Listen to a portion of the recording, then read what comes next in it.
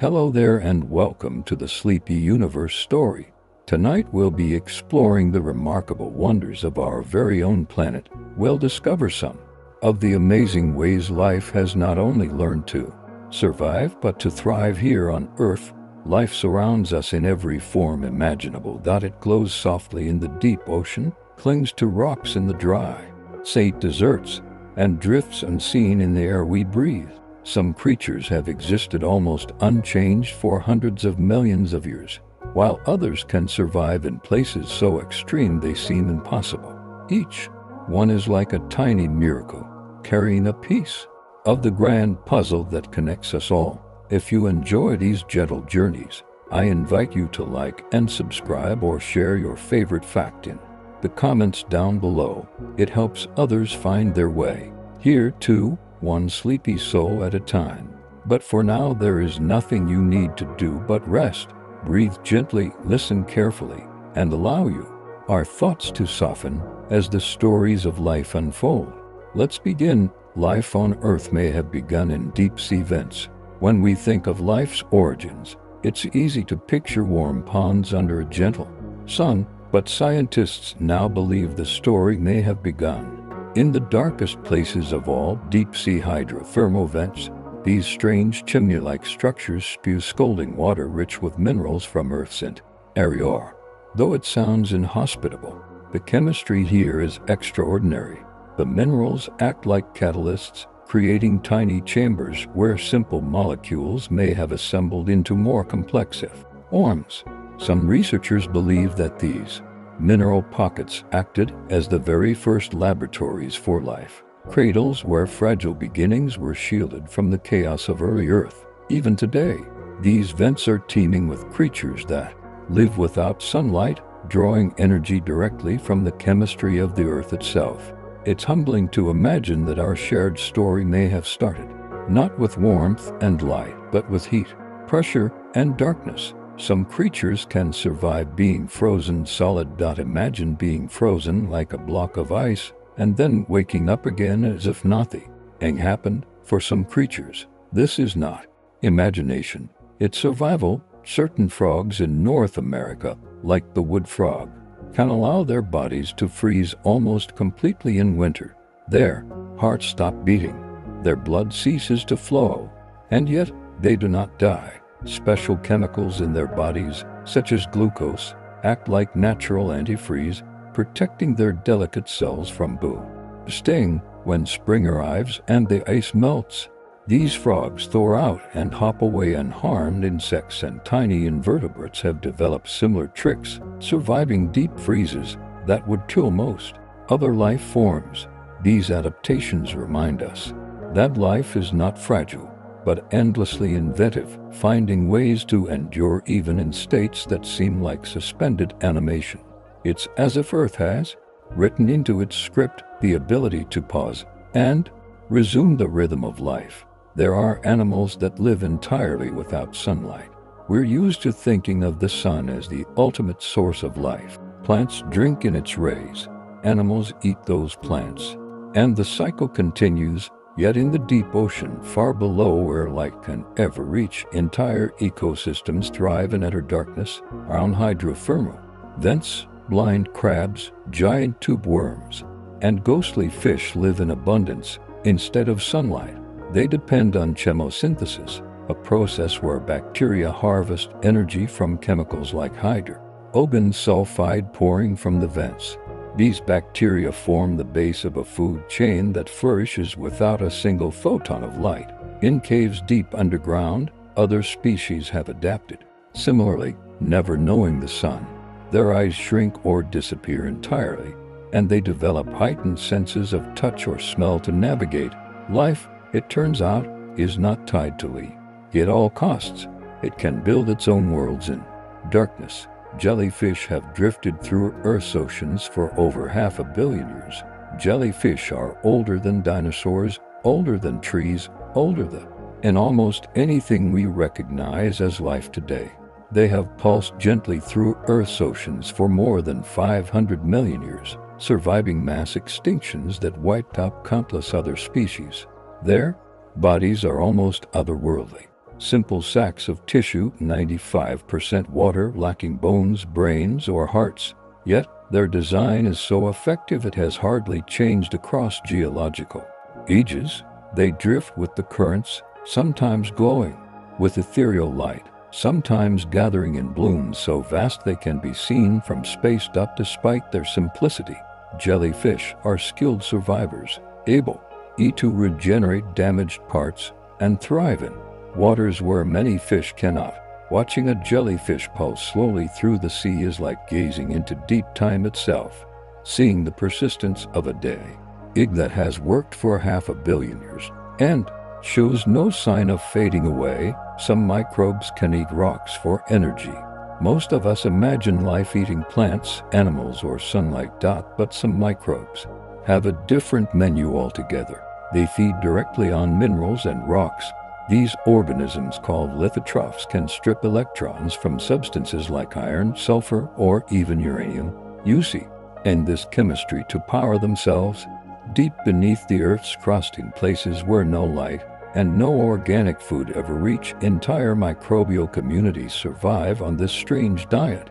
Some scientists believe they represent a glimpse of what life might look like on other planets, simple, hardy, and able to draw sustenance from bare stone. Astonishingly, these microbes can even change the chemistry of their surroundings, slowly altering the minerals they touch. Over billions of years, they may have helped shape Earth's environment itself. When you think about life's resilience, picture these invisible miners, patiently eating rocks in the dark and thriving where almost nothing else could. The oldest known living organism is more than 10,000 years old. When we measure our own lives in decades, the ages of Earth's oldest organisms seem almost incomprehensible. Deep in the Arctic, clonal colonies of seagrass, known as Podonia oceanica, have been alive for more than 10,000 years, quietly spreading beneath the waves. On land, certain clonal trees like the quaking aspen pondo in Utah cover entire forests with genetically identical stems, all linked by a single root system that has endured for millennia. These living beings have witnessed ice ages come and go, outlasting countless generations of animals and humans. They remind us that longevity in nature is not always about the individual but about continuity, a life form that endures by continually renewing itself. Standing in the presence of such ancient beings, one feels time stretch outward, as though the heartbeat of the earth itself is measured not in years but in the breathing of forests and oceans. Some trees can clone themselves across millennia. Trees may seem still and solitary, but many carry within them a secret power, the ability to clone themselves. When branches touch the ground, they can sprout roots, and over time, new trunks rise. Some species like the willow and poplar spread this way, creating vast stands that are genetically identical. The most famous of these is Poe, the trembling giant of Utah, a forest of 40,000 stems that are all part of one ancient individual thought to be tens of thousands of years old. Unlike animals, which usually live and die as individuals, trees can persist by replicating themselves, sending new shoots skyward while older ones decay. The forest is both mortal and immortal, both ancient and ever-renewing. It's a reminder that life can cheat time not just by endurance but by reading itself across generations in a quiet, collective persistence. A fungus in Oregon covers nearly 10 square km. In the Blue Mountains of Oregon lies one of the largest living organisms on Earth. A fungus known as our Mario toy. At first glance, it appears as nothing more than scattered mushrooms poking through the forest floor. But beneath the soil lies a vast web of phylum entities called mycelium, all interconnected, stretching across nearly 10 square km. This colossal being is thousands of years old and weighs an estimated hundreds of tons.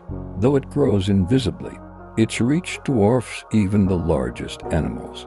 Its filaments invade tree roots, slowly digesting wood, recycling the forest from the inside out. Walking across that forest, you might think you're surrounded by many individual trees and mushrooms, but in truth, you're treading on the living skin of one giant organism, a hidden giant that quietly holds sway over its domain. As both eerie and awe-inspiring, a reminder that the earth is full of secret giants. There are more microbes in your body than human cells. If you think of yourself as a single individual, science offers a humbling correction. You are an ecosystem. For every human cell in your body, there are at least as many microbial companions, if not more. Bacteria, viruses, fungi, and archaea live in your skin, your mouth, your gut, and deep within your tissues. Collectively, they are called the microbiome, and they influence everything from digestion to mood, from immunity to energy levels. Many of them are essential. Without them, we could not survive. Others coexist peacefully, neither harming nor helping. Altogether, they form a teeming city within you, one that shifts and changes with your diet, environment, and experiences. When you realize that more of you is microbial than human, it becomes clear that life is never solitary. Even within our own bodies, we are networks, a cooperative dance of countless beings sharing one vessel. Tardigrades can survive the vacuum of space. Tardigrades, often called water bears, are tiny creatures that look like wrinkled, D8-legged pillows with snouts. They are less than a millimeter long, but their resilience is legendary.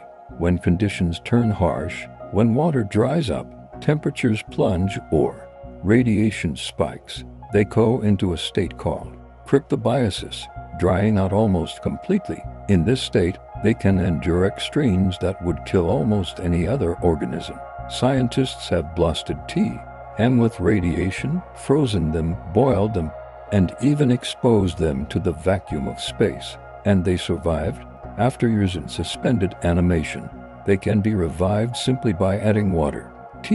Their secret lies in special proteins and sugars that stabilize their cells, protecting DNA and membranes from damage. They are living proof that life can endure where it seems impossible. If creatures like tardigrades exist here, perhaps something equally hardy could endure on distant worlds. Some fish can switch sex during their lifetimes. In the hidden world beneath the waves, gender is not always fixed. Many fish have the astonishing ability to change sex during their lifetimes. In clownfish communities, for example, the largest and most dominant member becomes female while hers remain male. If she dies, the next largest male transforms into a female to take her place. In races and groupers, males sometimes shift to females, or the reverse depending on what the group needs to maintain balance. These transformations involve profound biological changes, entire reproductive systems reshaping, hormone levels shifting, even behaviors adapting. It's a reminder that the categories we often think of as rigid can be fluid in nature. In the ocean, survival often depends on flexibility, and these fish show us just how adaptable life can be, rewriting its own rules to ensure the continuity of its lineage. The axolotl can regrow its own brain tissue. The axolotl, sometimes called the Mexican walking fish, is no ordinary amphibian.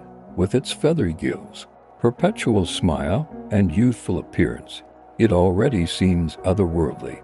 However, its true marvel lies in regeneration. Unlike humans who heal with scars, axolotls can regrow entire body parts, including limbs, spinal cords, hearts, and even sections of their brains. When injured, specialized cells in their bodies reset themselves to a more flexible state, similar to stem cells, and precisely rebuild the missing structures. Scientists are intensely studying the axolotl, hoping to unlock the secrets of this regenerative power. Imagine if humans could regrow damaged organs or repair spinal injuries as effortlessly these small salamanders do. For the axolotl, regeneration is not a miracle, but a way of life, a natural rhythm of renewal that keeps it perpetual, young and endlessly resilient in the waters it calls home. Some frogs can hold their breath for months. In the cold silence of winter, certain frogs perform a feat that seems almost impossible. They stop breathing altogether, burying themselves beneath mud or leaves and enter a suspended state. The marsh frog, for example, can remain underwater for months, relying on oxygen absorbed directly. Why? Through its skin, some species slow their metabolism to such a crawl that they can survive on almost no oxygen at all, essentially putting their bodies on pause until spring arrives. It's a delicate balancing act, allowing them to endure conditions that would suffocate most other creatures. When warmth returns, they awaken, croaking once more as if nothing had happened.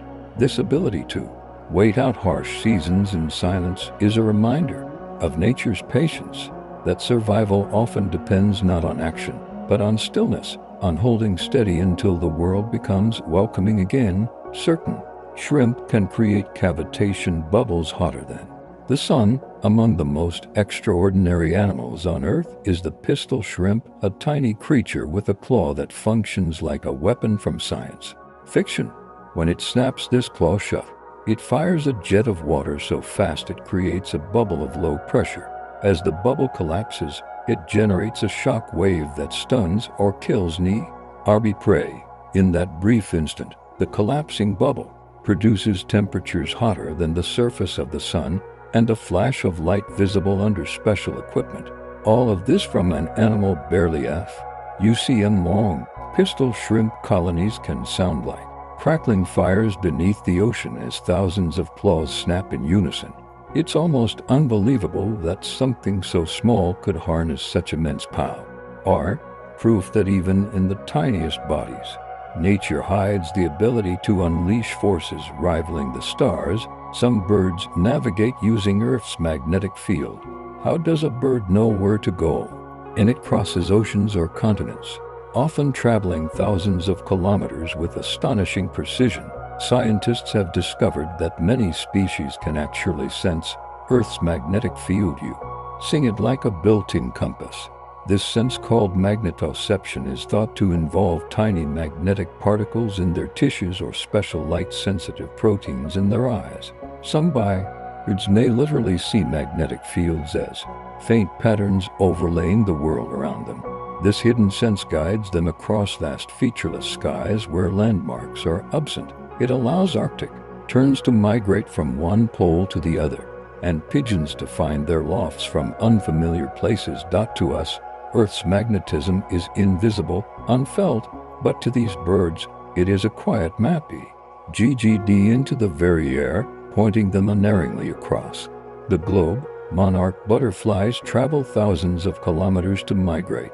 Every autumn, millions of monarch butterflies set out on one of the most remarkable migrations in the animal kingdom. Fragile paper-thin wings carry them from Canada and the United States all the way to the mountain forests of central Mexico. A journey of thousands of kilometers. What makes this feat even more astonishing is that no single butterfly completes the round trip. Generations are born along the way, each continuing the journey their ancestors began. And by the time they return north in spring, they are the great-grandchildren of the butterflies that started the migration months earlier. Guided by instincts we barely understand, they find their way to the same forests, even the same trees, year after year. To watch a forest fill with orange and black wings is to witness living poetry, delicate travelers who follow invisible maps written into their very being. Octopuses have 3 hearts and blue blood.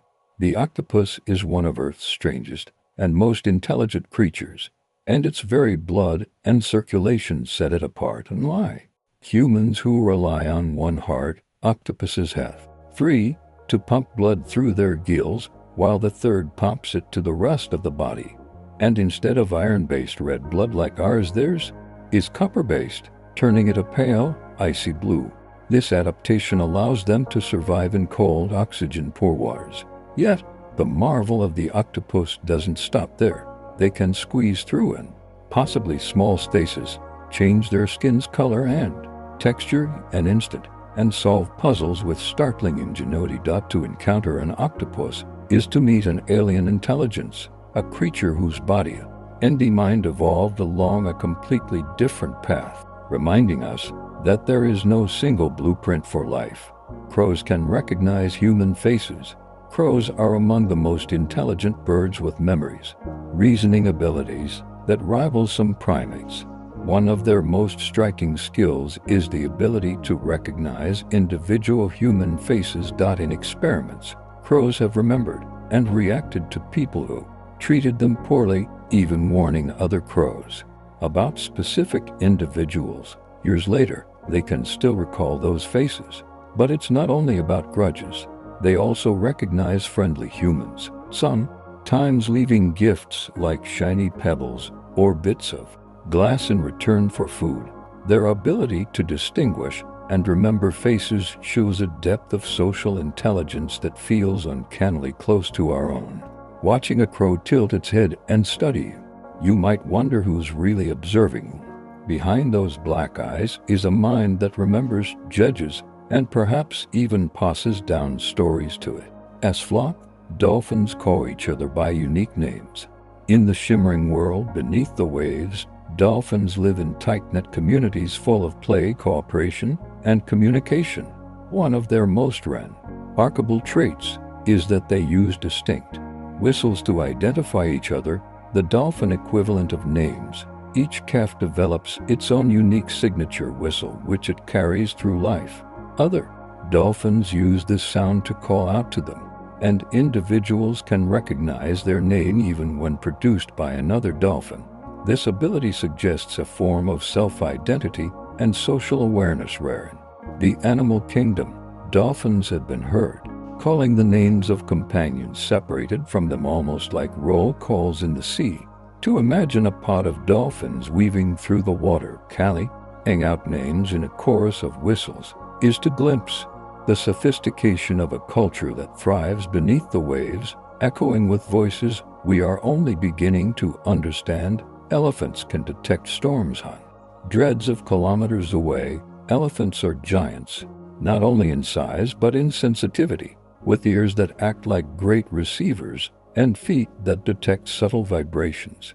They can sense approaching storms from astonishing distances, sometimes hundreds of kilometers away. Researchers believe they may pick up infrasonic sounds, rumblings far below the range of human hearing, created by thunder or shifting weather systems.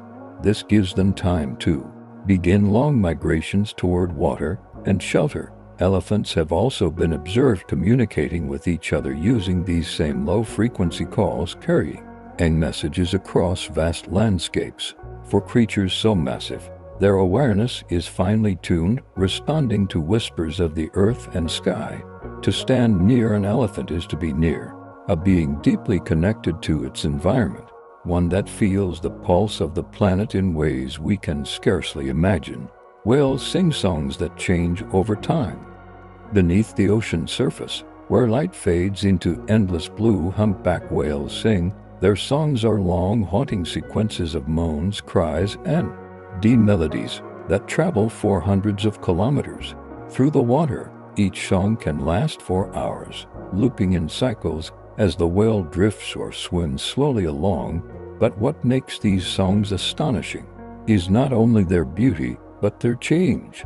Over months and years, whales collectively alter their songs, adding new phrases while dropping others, as though the entire population agrees to remix the melody. These changes ripple through oceans like cultural waves, with one region's song gradually spreading across others. Sometimes entire groups adopt a brand new song almost overnight. Scientists still don't know why whales do this. Is it courtship, communication, or art for its own sake? Whatever the reason, their voices turn the ocean into a living symphony, always evolving, always alive. Some bats use polarized light to navigate. When the sun dips below the horizon, twilight paints the sky with hidden patterns. Light scatters through the atmosphere in a way that creates these polarized bands invisible to us but legible to other eyes. Certain bats Remarkable navigators of the night can perceive these faint cues. They use them to orient themselves on long journeys, eating the sky like a silent compass etching. Shifting light, combined with echolocation, this hidden map allows bats not just to dart through forests, but to migrate over vast distances, finding their way with unerring accuracy. Imagine seeing the dusk sky not as fading color, but as a web of guiding lines, glowing softly, pointing the way home. For bats, the world age holds extra dimensions of information we cannot perceive. Their flight reminds us that the earth is full of secret signals, and that nature's navigation can be as subtle as it is profound. Slime molds can solve mazes without a brain. Slime molds are not animals, nor fungi, nor plants, but something uniquely their own.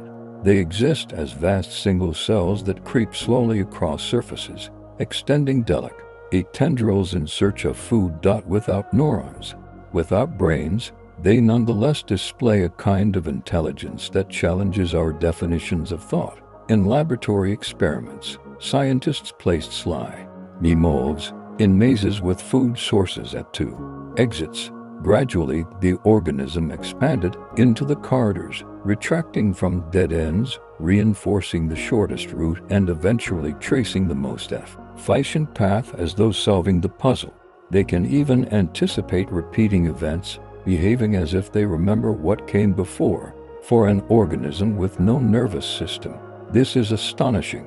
Slime molds suggest that problem solving is not limited to brains but can emerge from the collective behavior of cells themselves. They embody acquired truth. Intelligence is not a form but a function of life. Some ants farm fungi underground. Long before humans planted fields and tended crops, ants were already practicing agriculture. Leafcutter ants, for instance, march in endless processions, cutting green fragments from plants and carrying them back to their subterranean homes. But they do not eat the leaves directly. Instead, they mulch them carefully and feed them to cultivate fungi which flourish in the humid chambers of the nest. This fungus becomes the ant's primary food source. Over millions of years, ants and fungi have co-evolved into complete dependence. The fungi cannot survive without the ants, and the ants cannot survive without the fungi. Even more astonishing, the ants employ symbiotic bacteria that live on their bodies to secrete antibiotics, protecting their crops from pests. What humans accomplished only in the last 10,000 years, ants achieved tens of millions of years ago. In the soil beneath our feet lies an ancient agriculture we rarely notice. Leafcutter ant colonies can be as large as cities. A single leafcutter ant colony can number in the millions, sprawling through networks of underground chambers that stretch dozens of meters across. These colonies are not mere nests, but vast pulsing cities with highways of workers streaming back and forth, carrying greenery like living flags. The underground structure is divided into specialized chambers, nurseries for larvae, vaults for the queen, and vast holes where fungi are cultivated. The queen herself may live for 2 decades, laying eggs that keep the society thriving. Communication flows through pheromones, scent trails that act like public announcements, directing labor with remarkable precision. When scientists map these colonies, they resemble human cities, complete with divisions of labor, waste management, and resource distribution. But here, the architects are blind workers guided only by instinct. It is a humbling realization. Beneath soil, beings no bigger than fingernails construct societies that rival our own in organization and scale. Termites build mounds with natural air conditioning. In the hop salvos of Africa and Australia, termite mounds rise like earthen cathedrals, some towering more than 6 meters high. Inside live millions of termites, carefully tending to their colony and farming fungi for food. What is most remarkable, however, is that these mounds regulate their internal climate with extraordinary precision. Despite blistering heat by day and cold nights, the interior stays remarkably stable. The structure reacts like a lung with chimneys, vents, and porous walls that allow air to circulate and temperatures to balance. Termites continuously adjust the mound, repairing, widening, or narrowing paths. Ages as conditions shift, their engineering has inspired architects seeking sustainable cooling systems for human buildings. Imagine standing beside one of these structures, a towering, breathing skyscraper of clay built grain by grain, housing a society that relies on natural architecture more advanced than much of what humans design. Today, bioluminescent creatures light up the deep the deep ocean, a world of blackness. Beyond the reach of sunlight is alive with light of its own. Here, countless organisms produce bioluminescence glowing with hues of blue-green, and sometimes red. Tiny plankton sparkle like drifting stars, while fish trail shimmering lures to attract prey. Jellyfish pulse with neon patterns, some turning themselves into living fireworks to confuse predators. In these depths, light is a tool, a way to hunt, hide, mate, and communicate. Some creatures glow constantly, while others flash in bursts so sudden they seem like explosions in the dark. For sailors throughout history, glowing seas sparked wonder and fear. But to the animals who live here, this radiance is language, survival, and sometimes art. The ocean's darkest regions are in truth its most dazzling, a place where the absence of sunlight gave birth to light of an entirely different kind. Fireflies synchronize their flashes across entire forests. On humid nights in places like Southeast Asia or the Great Smoky Mountains, fireflies transform the darkness into a living light show. At first, their flashes seem random, but then, almost magically, entire populations begin pulsing in synchrony. Thousands of tiny lanterns blinking together in rhythm like the heartbeat of a forest. The synchronization happens naturally, each firefly adjusting to its neighbors until the pattern spreads across the trees. Scientists believe this coordination helps them attract mates more effectively, but to humanize it feels like a miracle. Imagine walking through the forest as the air pulses with waves of golden light rising and falling as though nature itself is breathing. In these moments, insects the size of grains of rice create spectacles rivaling the grandest human fireworks. And they do it not once a year, but night after night as part of their timeless dance. Some squid can turn invisible. Squid are masters of disguise. Their skin is curated with specialized cells that can shift color, reflect light, or even scatter like glass. With chromatophores, iridophores, and leucophores working in harmony, squid can change patterns in an instant, such as stripes, ripples, or camouflage, blending perfectly into sand or open water.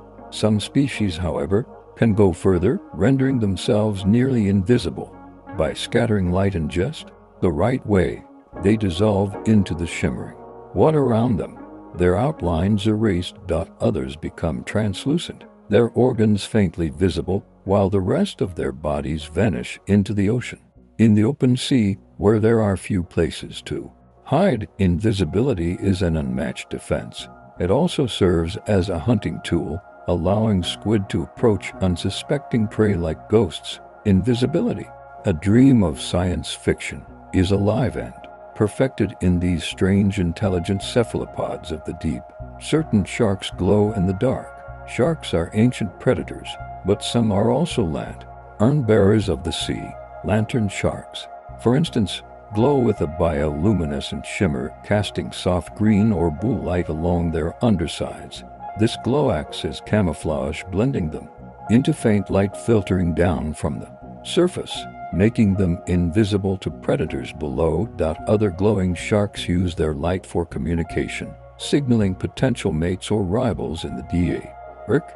The glow comes from special light-producing organs called photors scattered across their bodies like living constellations. In the twilight zone of the ocean, these sharks drift like stars that swim To imagine a predator glowing softly in the abyss is to see the ocean as both eerie and enchanting. It is not a barren darkness, but a theater of light where even hunters carry lanterns, and survival itself becomes luminous. The Greenland shark can live for more than 400 years. In the icy waters of the North Atlantic swims one of the most mysterious animals on Earth. The Greenland shark, these enormous creatures glide slowly through the deep, often blind from parasitic worms that cling to their eyes, yet living lives of incredible duration. Radiocarbon dating of the eye tissues has revealed individuals more than 4 centuries old, making them the longest-lived vertebrates known. Some were alive before Shakespeare wrote his plays, before telescopes revealed the stars, before empires rose and fell. Greenland sharks grow slowly, sometimes less than a centimeter per year, and may not reach maturity until they are well over a century old. Their sluggish pace and cold habitats seem to shield them from the wear of time. To imagine a creature silently moving through dark waters for centuries is to realize how differently time flows for other beings sharing this planet with us. Some fish can survive without oxygen for weeks. For most animals, the absence of oxygen means swift death, but in certain ponds and rivers, where ice seals the surface in winter and oxygen levels plummet, some fish perform feats of endurance beyond belief. Goldfish and their wild relatives, Korean carp, can survive weeks without oxygen by switching their metabolism into an unusual gear. Instead of producing deadly lactic acid, as humans do when deprived of air, they create ethanol, essentially alcohol, which they release harmlessly into the water around them. This biochemical trick allows them to wait out long, suffocating winters in safety, awakening when the thaw returns. It is not a comfortable existence, but it is survival. One of the most astonishing metabolic hacks in nature. While we gasp for air after only minutes, these fish endure timeless stillness, showing that life can bend its rules when the environment demands it. The lungfish can hibernate in mud for years. When drought grips the land and rivers dry to cracked clay, many fish perish, but not the lungfish. This ancient survivor, a living fossil, with both gills and lungs, has learned to wait. As the waters retreat, the lungfish burrows into the mud, secreting a slimy cocoon, but hardens around its body inside.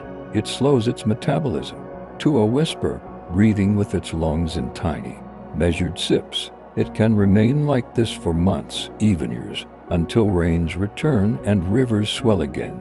Then, with astonishing patience, it wriggles free, emerging as though nothing had happened. This suspended animation is called estivation, and it allows lungfish to endure extremes that would kill nearly any other vertebrate. Their strategy, not to fight the drought, but to sleep through it, trusting in the return of water, a lesson in persistence written into their very bones. Some eels travel thousands of kilometers to spawn. For centuries, the lives of eels were a mystery. Aristotle once wondered where they came from, unable to find evidence of reproduction. We now know that eels undertake one of the most remarkable migrations on Earth. European and American eels spend most of their lives in rivers and lakes, growing for decades. Then, when it is time to reproduce, they begin an extraordinary journey, thousands of kilometers, to the Sarasota Sea, a region of the Atlantic filled with drifting seaweed. There, in the open ocean, they spawn and die. Their offspring, tiny transparent larvae shaped like willow leaves, drift back across the ocean on currents, eventually transforming into young eels that return to rivers their parents never saw. It is a cycle so improbable, so secretive that even today, scientists still struggle to observe it fully. The eel's life remains one of the ocean's deepest mysteries.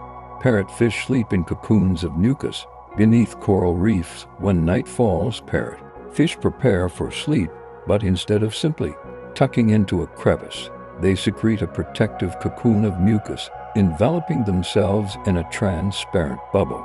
This slimy sleeping bag masks their sent from predators like murray eels, making them harder to detect. It also may act as a shield against parasites. Watching a parrotfish nestled within its own shimmering bubble is both strange and magical, like seeing a creature wrapped in a ghostly veil. By morning, the fish breaks free, ready to spend the day crunching coral with its beak-like jaws, creating the various, and that forms tropical beaches. Each night, this cycle repeats, a bed spun from mucus, a fragile barrier against the dangers of darkness. In this small, ingenious ritual lies a reminder that even sleeping in the wild is never simple, but an act of survival. Seahorses give birth through the males. In the underwater world of seahorses, traditional roles are reversed, while males of an OST species compete for the chance to fertilize eggs. Male seahorses do something different. They carry the young. After courtship dances and delicate displays, the female deposits her eggs into a specialized pouch on the male's body. There, he fertilizes them and provides oxygen and nutrients as they develop. Weeks later, he goes into labor, releasing fully formed miniature seahorses into the sea. This unique arrangement frees females to produce more eggs while the males take on the nurturing role. Watching a male seahorse give birth, riding as dozens of tiny replicas burst into the water, is both surreal and profoundly moving. It shows us that gender roles in nature are fluid, and that parenting can take forms as diverse as life itself. In the seahorse, we glimpse an oceanic inversion of our expectations. Some insects can walk on water. Water striders, delicate insects with long, spindly legs, glide across ponds and streams as though skating on glass. Their secret lies in physics. Tiny hairs on their legs repel water, trapping a layer of air that prevents them from breaking the surface tension. With each stride, they push against the dimpled water beneath them, seeing it like an invisible trampoline. Entire colonies of striders can gather, moving in synchrony like dancers across a mirrored stage. For them, the surface is not a barrier, but a world of its own, offering food and freedom from aquatic predators below. To us, walking on water is a miracle. To these insects, it is simply daily life affected over millions of years. Watching TH and glide effortlessly across still ponds feels like a glimpse into another set of rules, one where the line between air and water becomes a playground. Water bears can withstand deadly radiation. Tardigrade, tiny plump creatures often nicknamed water bears, are among the most indestructible life forms we know. Beyond surviving the vacuum of space, they also endure radiation levels thousands of times as higher than those fatal to humans. They achieve this by producing unique proteins that shield their DNA from damage, and by entering a near-death state called cryptobiosis. In this state, their bodies dry out, their metabolism slows to almost nothing, and their cells are fortified against harm. Years later, they can revive with nothing more than a drop of water. Scientists study them closely, hoping to learn how their resilience might be applied to human health, radiation protection, or even long-duration space travel. Water bears, invisible to the naked eye, remind us that strength is not about size, but about endurance, the ability to survive the impossible and awaken again. Some algae can survive inside rocks in some of the harshest deserts on Earth, where blazing sun and desiccating winds make the surface unbearable. Life has found a way to hide. Certain algae burrow into the porous interiors of rocks, living within translucent mineral layers that shield them from the elements. These endolithic organisms survive on the faint trickle of light that penetrates stone and the sparse moisture that seeps through microscopic cracks. It is a precarious existence, yet it allows them to endure in places where almost nothing else survives. Scientists have discovered them in Antarctica's dry valleys and in the Atacama Desert, environments so extreme they are used as analogs for Mars.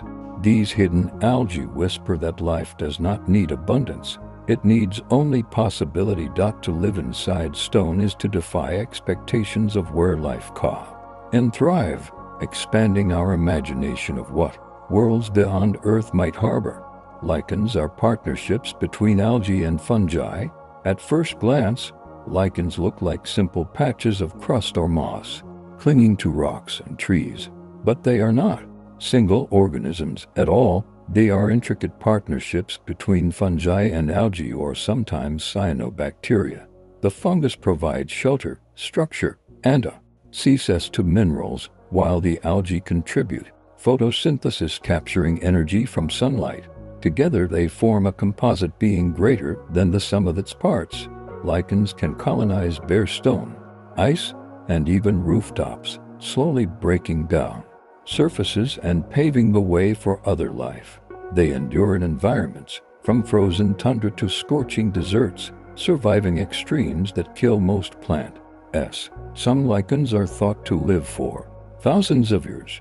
Their quiet persistence teaches us about cooperation, two very different forms of life joining into one, proving that survival sometimes depends not on competition, but on partnership, a lesson as old as the Earth itself. Certain bacteria breathe metal instead of oxygen.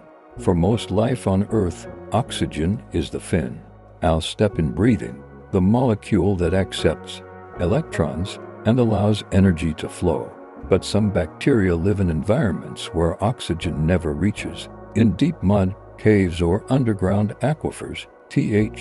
They use metals instead: iron, manganese. Even uranium can serve as substitutes for oxygen, with the bacteria exhaling them as part of their metabolism. These organisms form rust-like coatings on raw CKS or transform metals into new chemical states, subtly reshaping their environments. Their ability hints at the ancient past when oxygen was scarce and other elements carried life's chemistry forward. It also suggests possibilities for life on alien worlds where oxygen may not exist at all.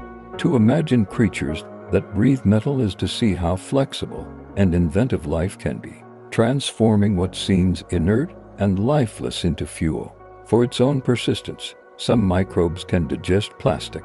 Plastic, humanity's most enduring invention, has spread to every corner of Earth. It clogs oceans, litters soils, and resists decay for centuries. Yet, even this synthetic material has not escaped life's grasp.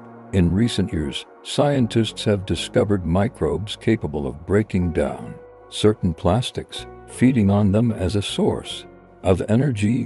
One bacterium, Ideonella succensis, produces enzymes that dismantle polyethylene terephthalate, the material used in bottles and packaging. I too have shown the ability to digest plastics in laboratory experiments. Though slow and imperfect, these abilities hint at life's astonishing adaptability. In just a few decades, organisms are already evolving to take advantage of a substance that never existed in nature before. It is a sobering reminder of the scale of human impact, but also a testament to life's relentless drive to make use of whatever environment or challenge it encounters. Trees communicate through underground fungal networks. Beneath the forest floor lies a hidden web, threads of fungi weaving through soil, linking tree roots into vast networks. Through these underground connections, trees share nutrients, sending sugars, nitrogen, and phosphorus to one another. They even transmit chemical signals, warning of insect attacks or drought. Older, larger trees, sometimes called mother trees, nourish younger seedlings through these networks, ensuring the survival of the next generation. Scientists have nicknamed this vast system the Wood Wide Web, a quiet communication channel that binds the forest together. Though trees appear silent and separate above ground, below they are joy, net in constant exchange, a community rather than individuals. To walk through a forest, knowing this is to see differently. Every trunk is a tower connected by hidden threads, a conversation, roots and fungi that has been ongoing for millions of years. Plants can release chemical warnings to neighbors. Plants though rooted and still, are far from passive. When insects begin chewing on their leaves, some plants release chemical signals into the air. These volatile compounds drift to nearby plants of the same species, triggering them to prepare defenses, producing bitter chemical LS, toughening their tissues, or even attracting predators of the insects. In this way, warn each other of approaching threats. Some even change the taste of their leaves so dramatically that herbivores abandon them for less prepared meals. To human senses, these warnings are invisible, carried as faint perfumes or odor we may never notice. But within the silent battlefields of fields and forests, they are cries of alarm, invisible messages drifting on the wind. Plants, it turns out, are not mute observers of their fate. They are active participants in survival, communicating through a language, scent and chemistry. The Venus flytrap can count its prey's movements. The Venus flytrap is one of nature's most iconic predators, a plant that snaps shut on unsuspecting insects. But it does not waste energy on false alarms. Inside each trap are tiny trigger hairs. A single touch is ignored, but if a second touch follows within about 20 seconds, the trap closes, sealing the prey inside. The plant is in effect counting.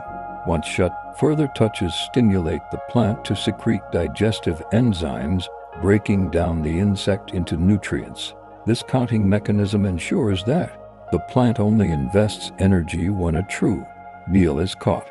It is a sophisticated behavior for something without nerves or a brain.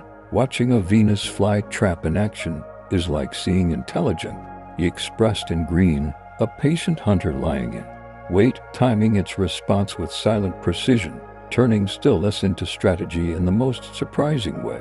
Some plants remember past experiences. Memory is something we often associate with animals, but certain plants appear to remember as well. In experiments, the sensitive plant Mimosa podica, which folds its leaves when touched, was repeatedly dropped in a harmless way. At first, the leaves snapped shut in defense, but over time, the plant stopped reacting as if it had learned that the stimulus was not dangerous. Weeks later, the plant still remembered, ignoring the harmless drops while responding to new threats. This form of memory does not involve neurons, but biochemical changes within cells, altering how they respond to stimuli. It shows that even organisms without brains can retain information from the past and adjust their behavior in the future. Plants may be rooted in place, but they are not without awareness. In their own way, they record experience, learning from the world that shapes them. Bamboo can grow nearly a meter in a single day. Among the fastest growing plants on Earth, bamboo has an almost magical pace. In ideal conditions, certain species can stretch nearly a meter in a single day, so quickly that attentive observers swear they can see it rising. Its hollow stems divided into segments allow nutrients and water to surge upward efficiently, fueling this explosive growth. For centuries, bamboo has been a resource for humans, providing food, shelter, tools, and even musical instruments. But its speed also makes it a symbol of resilience and renewal in many cultures. While forests of trees take decades to mature, bamboo can regenerate after harvest within a season.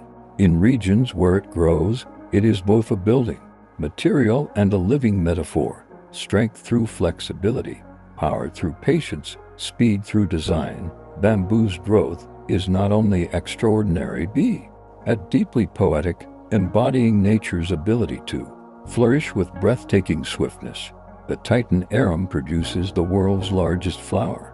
Deep in the rainforests of Sumatra grows a plant with a bloom that has astonished explorers and botanists alike. The Titan arum, sometimes called the quartz flower, when it blossoms, which happens rarely, a single flower stalk can reach over 3 meters tall. Towering like a spire, the bloom opens to reveal a deep crimson interior and releases a stench reminiscent of rotting meat. The foul odor attracts carrion beetles and flies which pollinate the plant as They search in vain for food. For the brief time the flower is open, it becomes a spectacle of both beauty and grotesqueness, one of the largest and strangest blooms in the natural world. Crowds often gather at botanical gardens when Titan arms flower, drawn by curiosity and wonder in its fleeting, monumental bloom. The Titan arum captures the drama of life itself. Brief, bold, and unforgettable, some orchids trick insects by imitating the female sense. Orchids are masters of deception. Some species have evolved to lure male insects by mimicking the appearance and scent of females. Their petals take on shapes that resemble insect bodies, while chemical compounds on their surfaces release pheromone-like fragrances. Male insects fooled by the imitation attempt to make the flower brushing against its pollen. In the process, when they move on to the next orchid, they carry the pollen with them, unwittingly completing the plant's reproductive cycle. As a strategy that borders on trickery, a biological illusion crafted to perfection. To us, the orchid is a thing of beauty. To an insect, it is a fleeting promise, irresistible yet false. In these delicate blooms, evolution reveals its cunning survival achieved not by force, but by artifice, persuasion, and the subtle power of seduction. The corpse flower smells like rotting flesh. To attract pollinators, few natural encounters are as striking as standing near a blooming corpse flower. Native to the Rhine forests of Sumatra, this giant bloom emits an odor so strong and foul can be detected from hundreds of meters away. To humans, it smells like decay, a nauseating stench of spoiled meat. But to be flies that feed on carrion, it is an irresistible lure. They crawl deep into the flower's cavernous structure, carrying pollen as they move between blooms. The strategy works. By mimicking death, the plant ensures its life continues. For the brief days of its flowering, the corpse flower becomes a spectacle, both repulsive and mesmerizing, drawing crowds eager to see and smell the marvel. In its grotesque beauty lies a lesson. Survival can take many forms, and even revulsion can be transformed into a tool for reproduction. Some seeds can survive dormant for thousands of years. Seeds are nature's time capsules.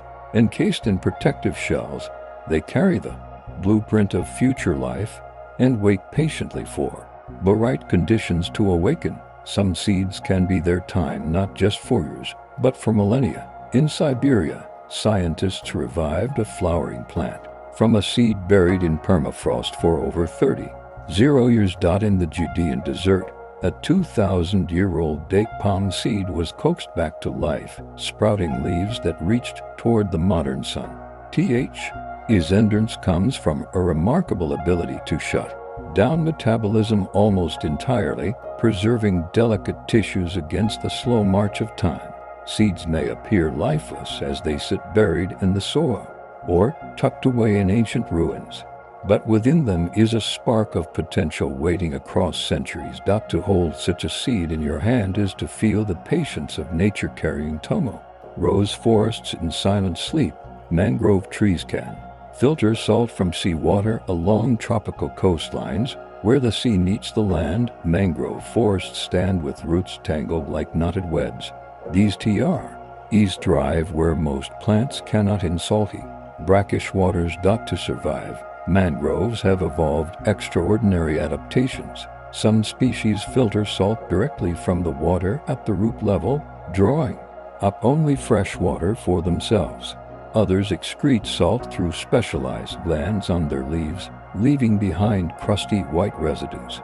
Their arching roots not only stabilize the trees, but also provide nurseries for fish, crabs, and countless other species. Mangroves protect coastlines from erosion and storms, acting like living barriers between land and sea. They are guardians of the shore, thriving where fresh and salt water mix. Each tree is both an engineer and a protector, proof that survival in harsh environments often comes not from resistance, but from adaptation and quiet resilience. Some grasses can survive wildfires by sprouting underground, Wildfires sweep across landscapes with terrifying speed, reducing forests and fields to ash.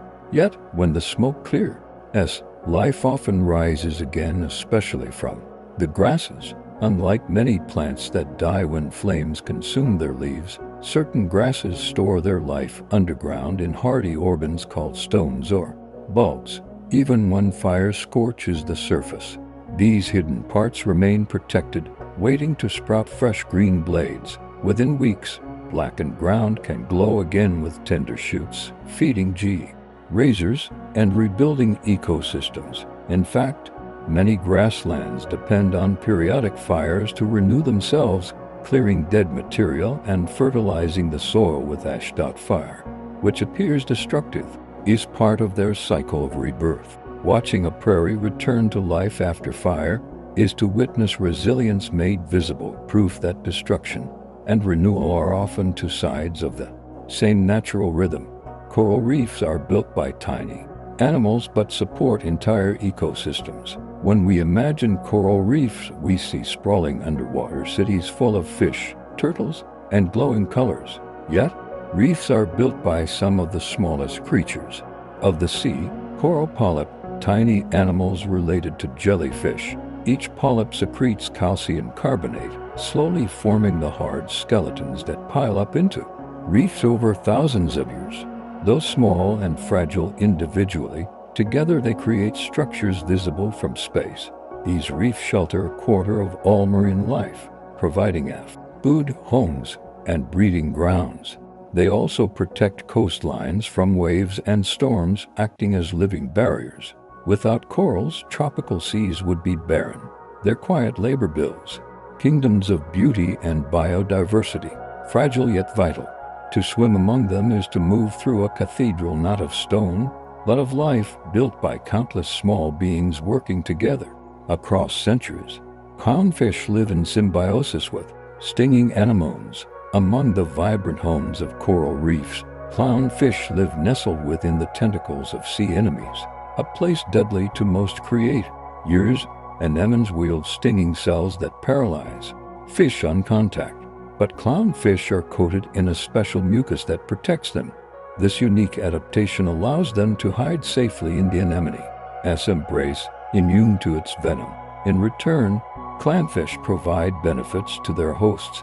They chase away predators, clean debris, and stir the water to help the anemone breathe. The partnership is so close that the fish rarely stray far from their living fortress. Watching them dart among the waving tentacles, bright orange against the swaying white or purple arms, it's easy to see why they've captured human imagination. The relationship is a delicate balance of danger and protection, a mutual trust between two species that makes survival possible. Cleaner fish run stations where other fish line up. On reefs, some fish perform an unexpected role, barbers and doctors to their neighbors. Cleaner fish, such as wrasses, establish cleaning stations where larger fish, even predators, gather peacefully. Instead of hunting, the big fish wait their turn as the cleaners dart over their bodies, nibbling away parasites, dead skin, and debris. Groupers, eels, and parrotfish all submit, sometimes opening their mouths wide so cleaners can swim inside and tidy their gills. This behavior benefits both sides. The cleaners gain steady food, and their clients enjoy relief from pests. Watching a reef cleaning station is like observing a marketplace or a spa with species that might otherwise be enemies coexisting in cooperation. It shows that even in nature's competitive world, neutralism can flourish. Moments of peace where survival depends not on conflict but on collaboration and trust. Some sharks never stop swimming. For many shark species, swimming is not just movement but survival. Without it, they would suffocate. Unlike fish that can pump water over their gills while resting, certain sharks rely on constant forward motion to force oxygen-rich water through their gills. These obligate-run ventilators, such as great white sharks and macro sharks, are always in motion, day and night. To sleep, they shut down parts of their brain while their bodies keep swimming. a drifting half-dream of perpetual motion. This constant journeying gives them a mysterious presence, forever on the move, never truly still. Watching footage of such sharks gliding endlessly through the water. One feels their alien rhythm. Creatures built not for rest, but for ceaseless wandering. For them, the ocean is both a bed and highway, a place where life is sustained only by unbroken momentum. Sea turtles use the moon and stars to find the ocean. On warm beaches, newborn sea turtles dig free from their nests and begin a desperate crawl toward the sea, guided by instinct. They orient themselves toward the brightest horizon, usually the moonlight and starlight glinting off the waves. This ancient navigation system has served them for millions of years, directing tiny hatchlings to the vast ocean. As adults, sea turtles navigate even greater distances, crossing entire oceans to return to the very beginning, as where they were born. How they achieve such precision remains partly a mystery, though magnetic fields and celestial cues both play roles. To imagine a creature navigating by the shimmer of stars is to glimpse a navigation older than maps, older than compasses, a reliance on the sky itself. Their journeys remind us that even the smallest spark of light can guide us across immense darkness. Penguins can drink salt water safely. In the icy seas where penguins live, fresh water is often scarce. Yet they thrive, diving and swimming for hours without issue. Their secret lies in specialized glands above their eyes that filter salt from their blood. After drinking seawater or swallowing briny fish, these glands excrete the salt as concentrated droplets, which drip from the ear beaks or are sneezed out in tiny sprays. This adaptation allows penguins to survive in environments where humans would quickly dehydrate. It frees them to live fully in the marine world without dependence on rivers or rain. Watching a penguin shake its head, scattering a fine mist of salt water, is to see a subtle miracle of physiology. In their tuxedoed bodies lies a design perfectly tuned to ice and ocean, a bird that turned the sea itself into its endless drinking fountain. Some birds sleep while flying, high above oceans where land is distant and rest is impossible. Some birds have learned to sleep on the wing. The great frigate bird, for instance, spends weeks aloft without landing, gliding on warm currents. Researchers have discovered that while flying, these birds shut down one half of their brain at a time, resting while the other half remains alert enough to steer. These micronaps may last only seconds, but taken repeatedly, they allow the bird to survive long journeys without touching ground. It is a breathtaking adaptation to dream while in motion, to rest without stopping. Imagine drifting through the sky, eyes half-closed, eyed by invisible winds, suspended between wakefulness and sleep. For birds that live at the edge of endurance, sleep itself has become as flexible and creative as their flight. Albatrosses can glide for hours without flapping. Albatrosses are masters of the wind, spending most of their lives soaring over vast oceans. Their wings, stretching up to 3.5 meters, are perfectly adapted for a technique called dynamic soaring. By skillfully angling into wind currents, they rise and fall in great arcs, extracting energy from the invisible waves of air above the sea. This allows them to glide for hours, sometimes days, without a single flap. With this gift, albatrosses can circle the globe with ease, traveling tens of thousands of kilometers each year. They sleep all in the wing, drink rainwater caught in their beaks, and only come to land to breed. To see an albatross floating endlessly above the waves is to witness a creature at one with the air itself, reedy and winds, as though the entire sky were an endless road.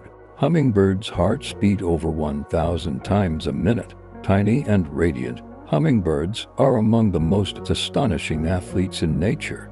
Their wings, blue, are faster than the eye can follow, allowing them to hover in place and dart in any direction. To fuel his feet, their hearts beat at astonishing speeds, more than 1,000 times per minute in flight. Their metabolism is so rapid that They must drink nectar almost constantly, visiting hundreds of flowers each day. At night, to conserve energy, they enter a state called torpor, lowering their heart rates dramatically, as if slipping into mini hibernation.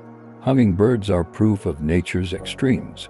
Creatures so delicate they weigh less than a penny, yet so powerful. They can migrate across the Gulf of Mexico in a single non-stop flight. In their tiny dew-like bodies beats a rhythm as fast and fiery as life itself can burn. Some birds dance elaborately to court mates. Courtship in the animal world takes many forms, but in certain birds it becomes an art form. Birds of paradise, for example, perform dances of breathtaking complexity. Males clear display wreaths on the forest floor, then hop a sway and unfurl feathers into dazzling shapes of color and light.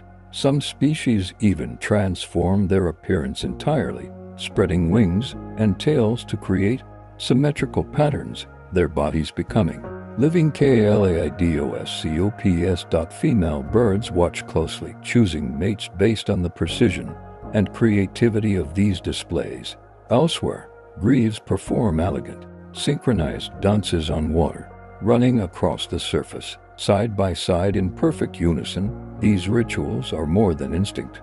They are performances honed by evolution. Each movement, is a declaration of vitality and charm. To watch such displays is to glimpse courtship elevated into theater. Survival expressed beauty, rhythm, and grace. Lyrebirds can mimic chainsaws and car alarms. Deep in the forests of Australia lives the lyrebird, a master of mimicry unlike any other. Its tail feathers shaped like a lyre are a visual marvel, but its true gift is its voice. Lyrebirds can imitate almost any sound they hear, from the calls of other birds to the creak of branches, the shudder of cameras, even the harsh buzz of chainsaws, and the shriek of car alarms. Males weave these imitations into elaborate songs to impress females, layering natural and artificial sounds into an uncanny symphony. Standing in a forest and hearing a lyrebird call is like listening to the environment itself echo back in unexpected ways. Their mimicry is so precise it can fool the ear completely. In the lyrebird, nature created not just a singer but an impressionist, a performer capable of replaying the modern world through the ancient voice of the wild. The Arctic tern migrates from pole to pole each year. The Arctic tern is a traveler without equal. Each year it journeys from its breeding grounds in the Arctic all the way to Antarctica, then back again, a round trip of more than 70,000 kilometers. This means the tern experiences 2 summers every year, chasing endless daylight across the globe. Over its lifetime, a single bird may fly the equivalent distance of 3 trips to the moon and back. Despite its delicate appearance, the tern endures storms, oceans, and endless stretches of sky, guided by instincts scientists are only beginning to understand. It is a creature defined by motion, an endless cycle of light and distance. To imagine such a tiny bird tracing vast arcs across the earth is to realize that migration is not just survival but a form of cosmic dance, a life written on the map of the planet itself. Some spiders use silk as parachute to travel the sky. When young spiders hatch, they often face the need to disperse far from their crowded birthplace.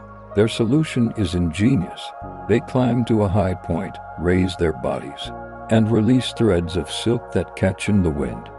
With this ballooning behavior, they drift like living parachutes carried by breezes across fields, forests, and sometimes oceans. Some spiders have been found thousands of meters high in the atmosphere, floating unseen among the clouds. Others land on ships far from shore, having crossed vast seas as stowaways on invisible air currents. Watching a spider lift gently into the air, borne upward by strands of gossamer, is to witness the improbable beauty of flight without wings. It reminds us that the sky is not empty but filled with travelers smaller than the eye, carried silently on threads of silk into the unknown. Or weaver spiders can spin silk stronger than steel. Among the most beautiful engineers of the animal kingdom are orb weaver spiders whose symmetrical webs glisten in morning dew. The silk they produce is one of nature's most remarkable materials.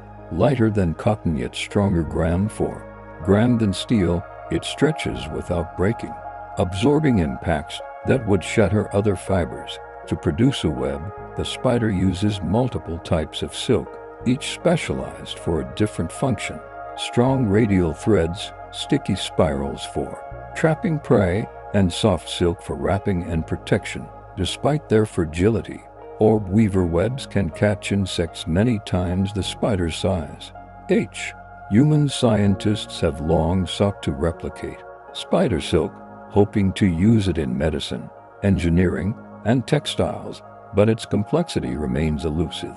The spider, with its delicate legs and patient weaving, accomplishes nightly what our most advanced technology has yet to master. Trapdoor spiders build hinged homes underground, in the quiet earth beneath grass and leaf litter. Trapdoor spiders construct hidden homes.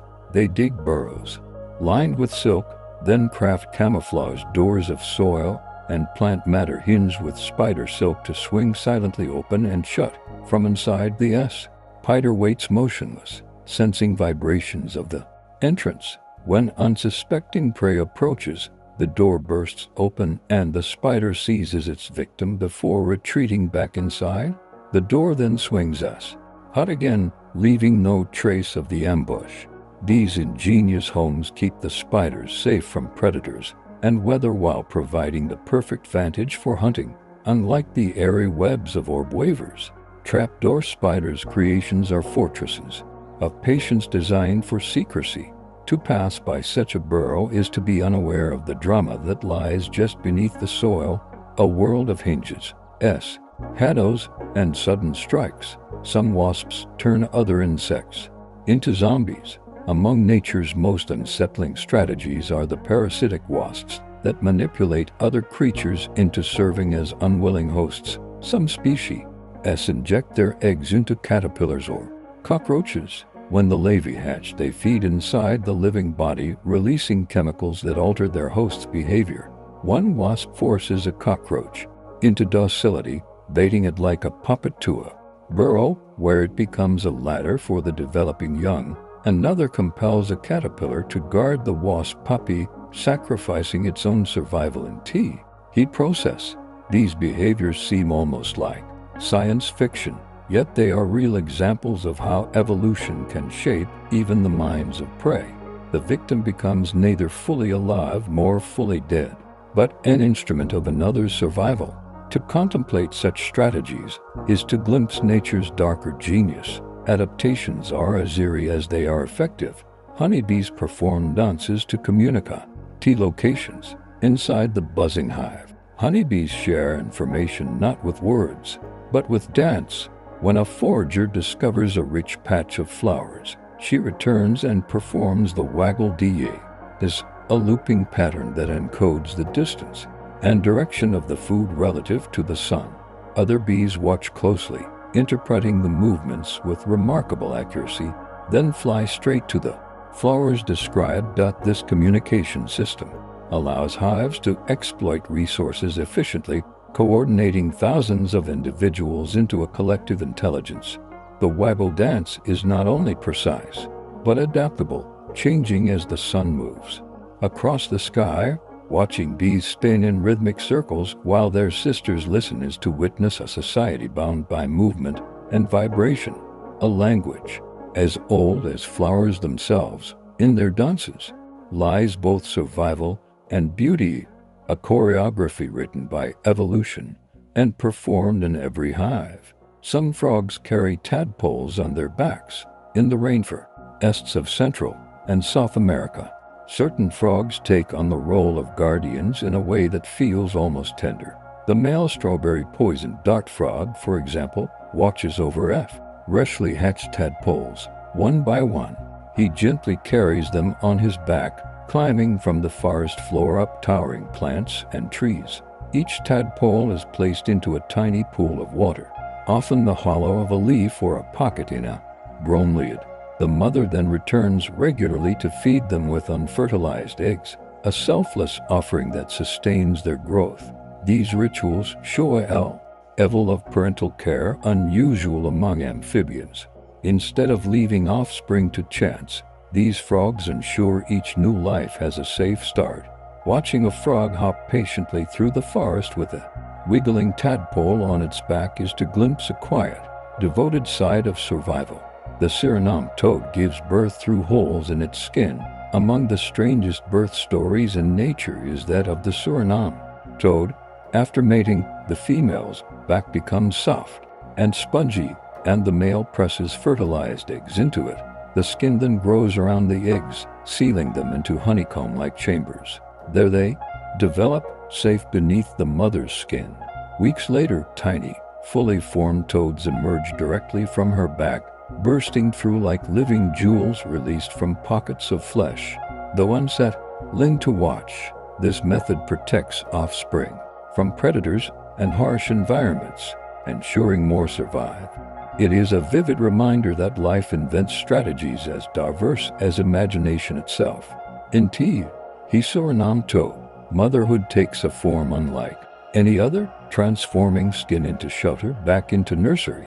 What seems bizarre to us is to this species simply the way of life, an extraordinary adaptation written into their ancient lineage. Glass frogs have transparent bodies. In the cloud forests of Central and South America, tiny frogs rest on leaves going green and delicate. When you look closely, you discover something extraordinary. Their skin and muscles are translucent. In many species of grass frog, the entire belly is see-through, revealing the beating heart, ling intestines, and even developing eggs. Scientists believe this transparency may help them avoid predators, blending with the dappled light filtering through leaves. When they cling to the underside of foliage, their bodies vanish almost entirely into the green background. Their delicate beauty is otherworldly, as though they are living windows into anatomy itself. To see a glass frog is to confront the fragility of life laid bare, organs pulsing in plain sight, yet perfectly protected by nothing more than a thin veil of living glass. Some lizards can shoot blood from their eye. In the deserts of North America lives the horned lizard, a spiky reptile with a startling defense. When threatened by predators such as coyotes, it can squirt jets of blood from the corners of its eyes, shooting up to several feet. The blood is laced with chemicals that taste foul to attackers, discouraging further pursuit. This defense is not used lightly. The lizard must build pressure in its sinuses until blood bursts forth, leaving it temporarily disoriented. Yet it works, turning a small, slow-moving reptile into something private, combined with its camouflage and spiny armor. The horned lizard's blood-squirting ability is one of the most unusual survival tricks in the animal kingdom. It reminds us that nature's strategies are not always elegant, but they are effective, a vivid display of shock and ingenuity. Edge into the desert sands, the basilisk lizard can run across water. Nicknamed the Jesus Christ lizard, the basilisk of Central America performs a feat that seems miraculous. It runs across the surface of water. Using its powerful hind legs fringed with specialized scales, it slaps the water hard enough to create pockets of air. By moving quickly, it prevents itself from sinking, skimming across rivers and ponds for several meters before finally diving under. Juvenile basilisks, being lighter, can run farther than adults, but even large individuals can dash across the surface to escape predators. To see one sprint across a stream is to feel disbelief turn into wonder, as though gravity itself had briefly loosened its grip. The basilisk's ability is not magic, but physics harnessed by evolution.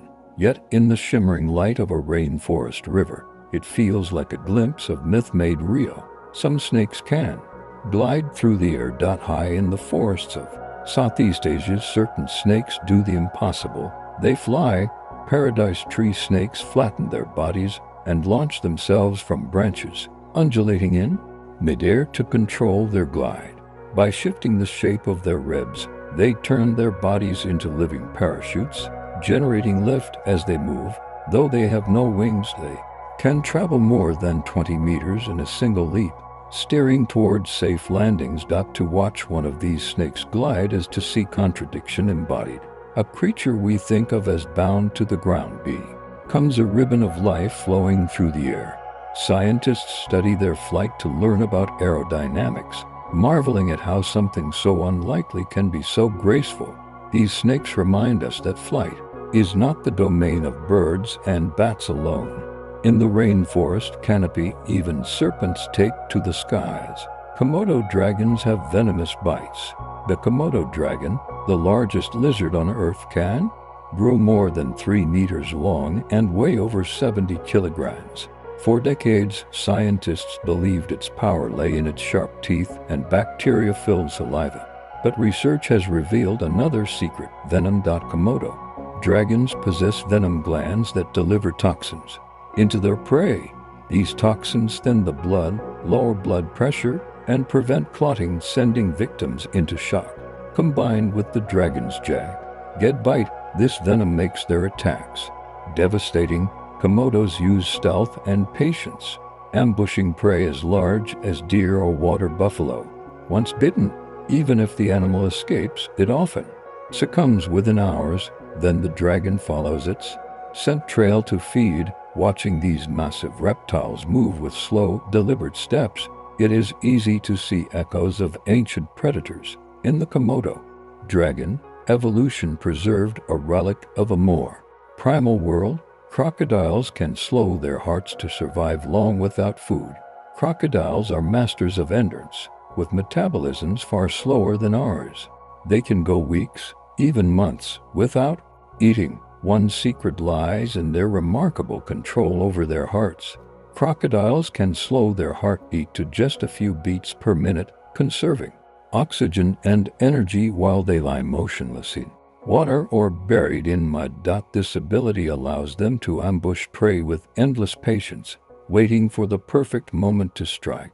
In lean times, lets them endure long stretches without meals, surviving where other predators might starve. Crocodiles are living fossils. Their bodies have been honed by over 200 million years of evolution. Their slow, steady hearts echo with ancient rhythms, reminding us that survival is not always about speed or activity, but about stillness, efficiency, and an ability to wait. In their silence lies an almost timeless strength. Some fish use electricity to communicate. In murky waters where vision is limited, certain fish have evolved the language of electricity. Electric fish, such as knife fish and fat-nosed fish, produce weak electric fields on their bodies. By modulating these signals, they can sense objects, navigate in darkness, and even talk to one another.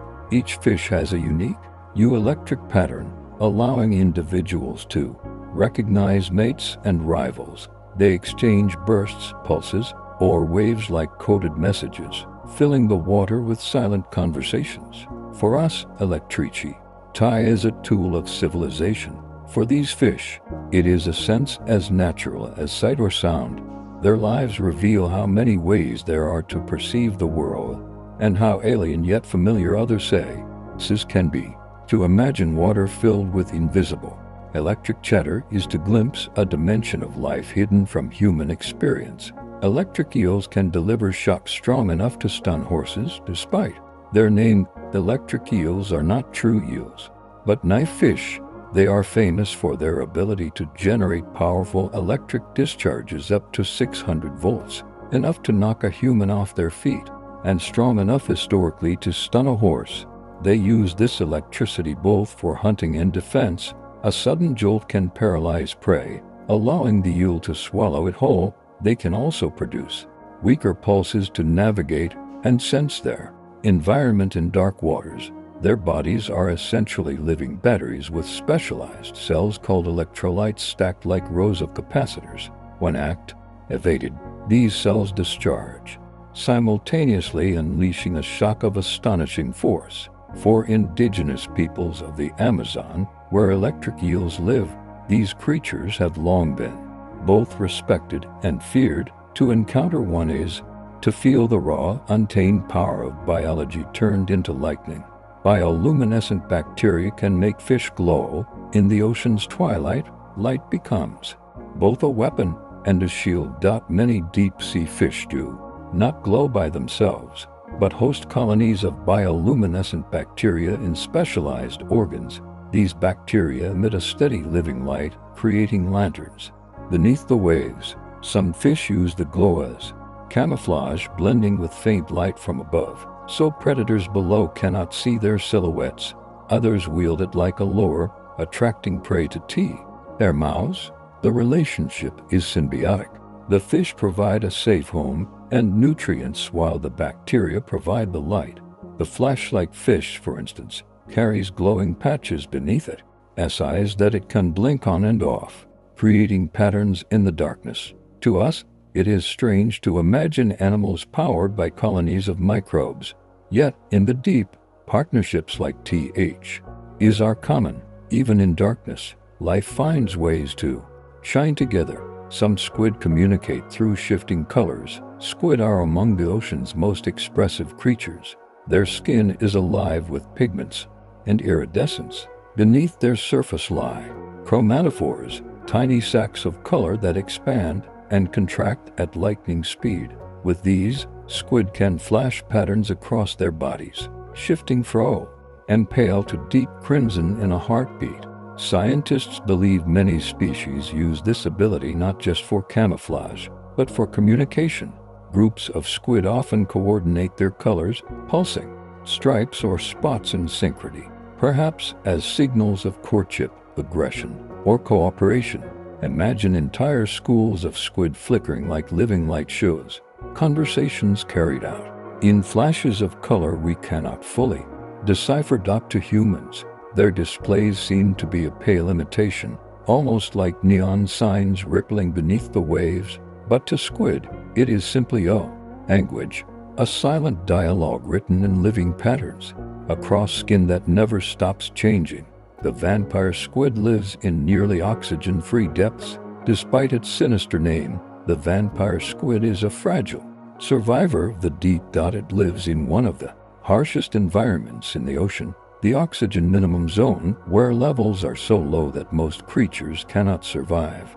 The vampire squid drifts slow, conserving energy with gelatinous skin and a cloak-like web connecting its arms. Unlike its relatives, it does not hunt actively. Instead, it gathers marine snow, drifting bits of organic matter, with sticky filaments, rolling them into food balls. Its name comes from its dark color and eerie appearance, but it feeds more like a gentle collector than a predator. In waters that seem unlivable, it has carved out a niche, a ghostly remnant of ancient cephalopods. The vampire squid proves that survival doesn't always mean strength or ferocity. Sometimes it means patience, efficiency, and steering the art of living with very little.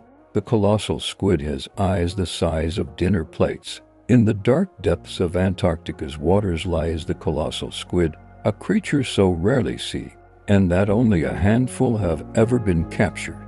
It grows to lengths rivaling those of giant squids, but it is even heavier, a true leviathan of the sea. Its most astonishing feature is its eye, the largest of any known animal, up to 30 centimeters across, the size of a dinner plate.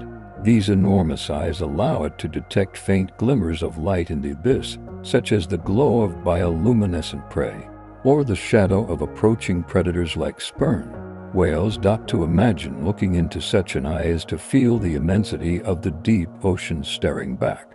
Colossal squids remain mysterious, their lives largely hidden, but the size of their eyes alone tells us how profoundly dark and immense their world truly is. Some deep-sea fish have transparent heads. In the silent blackness of the deep-sea drive, it's one of the strangest creatures on Earth. The barrelfish, its head is transparent like a living glass dome, revealing its eyes glowing faint green inside. These eyes are not fixed forward, but point upward, scanning the faint silhouettes of prey above while the fish hovers motionless. If needed, the eyes can rotate forward to track food as it approaches. This unusual design allows the barely to live with precision in near total darkness, conserving energy while maintaining vigilance. The transparent shield of its head protects its delicate eyes from stings of siphonophores, gelatin, as predators that dominate the deep. To see a barely fish is to glimpse something alien, a creature whose skull is not a barrier but a window, turning its inner workings into a straight G for survival. It is a reminder that in the deep, life rewrites the rules of form itself. The anglerfish uses a glowing lure to hunt. Few images of the deep ocean are as haunting as the anglerfish with its jagged teeth and eerie lantern. On its head extends a fleshy stalk tipped with bioluminescent bacteria that glow like a living light bulb. In the perpetual night of the abyss, this lure shines irresistibly, drawing curious fish and squid closer. When they approach, the anglerfish snaps its jaws shut with lightning speed, swallowing prey nearly half its size. Females, much larger than males, carry these lures, while tiny males sometimes fuse permanently to their bodies, becoming little more than appendages providing sperm. This bizarre lifestyle seems more like fantasy than fact, yet it is the reality of deep-sea survival. In the darkness, light is life, and the anglerfish has weaponized it, turning a beacon of hope into a trap. Some crabs deck or themselves with living sponges. Camouflage in the ocean takes many forms, but some crabs take it to an art. Decorator crabs pluck bits of sponge, coral, and even living anemones, attaching them to hooked bristles on their shells. These decorations conceal their shapes, breaking their outlines into the background of the reef. Some choices are strategic. Anemones sting would-be predators, offering extra protection, while sponges can release toxins. The crab in turn gives the anemone mobility, carrying it to new hunting grounds. Watching a decorated crab move is like seeing a walking garden, a patch of reef come to life. What looks whimsical is actually survival strategy, a clever collaboration between creature and environment. In the ceaseless struggle of predator and prey, some crabs survive not by hiding away, but by turning themselves into living landscapes. Hermit crabs form vacancy chains to trade shells. Hermit crabs do not grow their own shells. They borrow empty ones from snails. But as they grow, they must trade up to larger homes. In the wild, this often leads to remarkable social behavior. When a new shell appears, multiple hermit crabs gather, inspecting it carefully. If it is too large, they form a line from smallest to largest, each waiting for the crab ahead to move into the new shell so they can inherit the one just vacated. These vacancy chains can involve a dozen crabs or more, shuffling homes in a sequence of perfect timing. The cooperation ensures that everyone benefits, turning competition into a kind of community event. Watching crabs trade shells like tenants, exchanging apartments, is both amusing and profound, a glimpse of how even simple creatures can negotiate scarcity through patience and order.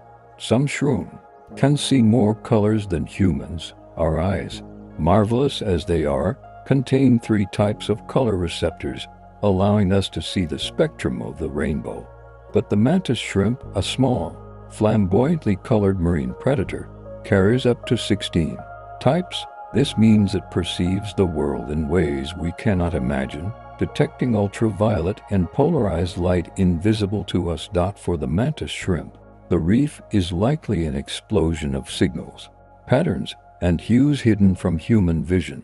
These abilities help them in hunting and communication, as their shells shimmer with signals visible only to each other. To imagine what the world looks like to a mantis shrimp is impossible.